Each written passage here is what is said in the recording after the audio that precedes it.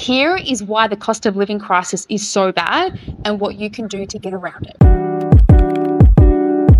So bear with me while I explain the why it's so bad and then how you can get around it. It's so bad because they, being the RBA, printed $1.1 trillion in Australia in 2020 to get through the scandemic. Now, they can do this intentionally because in 1971, about 52 years ago, President Nixon took us off the gold standard, which means he said, right, for every $1 bit of dollar that was circulating around the world, it was backed by 1 bit of gold. They removed that rule. So since 1971, they've been printing more money. And then each century that passes, every 7 to 10 years, on average, we have a bit of a recession where it becomes like an infection under a Band-Aid. And every time that they go and print more money, they're just adding on more Band-Aids and not dealing with the infection underneath it. But it's designed like this, see, because they want you to be poor.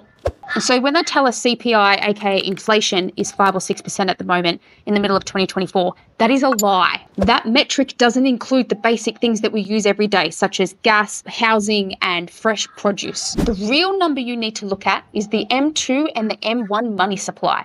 That is, you can actually Google it, type it in, M2, M1 money supply. That is the actual rate of what they actually print money.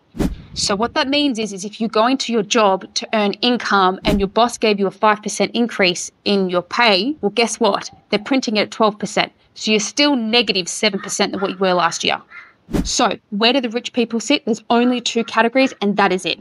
Being a business owner and being a real estate investor. Fact. 90% of millionaires are made from real estate and 95% of billionaires are made from business. So give me a solution, Olivia. I'm going to give you one now.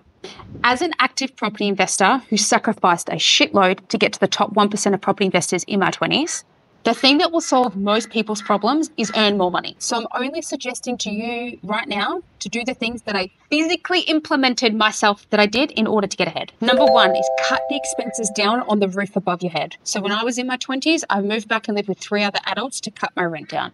Number 2, go and get a part-time job for a little bit on top of your full-time job. Increasing your income will be the thing that massively helps give you a turbo boost. Out of a 14-day fortnight, I literally worked 13 days a fortnight for about 2.5 years. If you rent and you have a spare bedroom, go and put some people in the spare bedrooms. Rent out rooms in your house. Then, once you start making more, then put as much as you can into property because debt is irrelevant with inflation.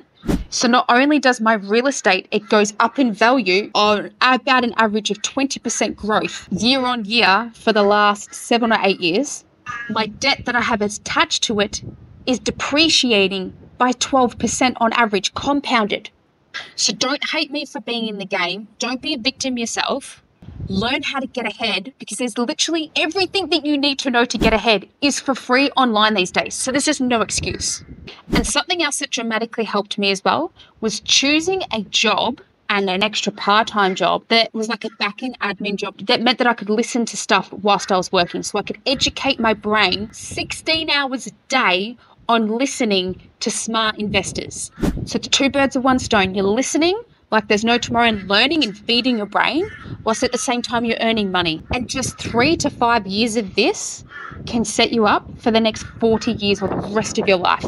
And it's exactly what happened to me because I did these exact things that I'm telling you to do.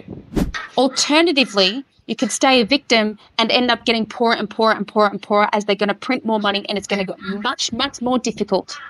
Aussies, if you think it's hard now, fucking hell, man, there's going to be a wake-up call. It's going to be much more difficult in the next 10 years.